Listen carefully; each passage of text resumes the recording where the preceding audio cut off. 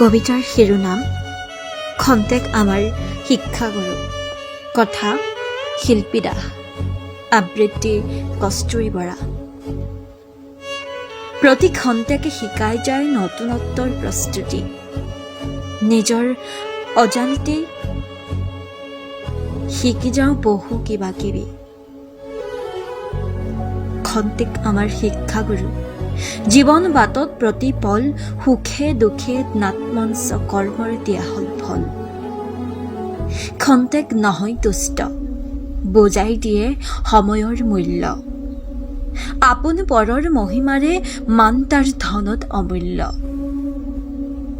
খন্তেকে কোনোবা আপোনতকৈও আপোন, আকৌ কোনোবা পৰতকৈও পৰ, নিমিষতে শেষ হৈ যায় সকলো, সলনি হৈ পৰে ঠিকনা হৃদয়ৰ।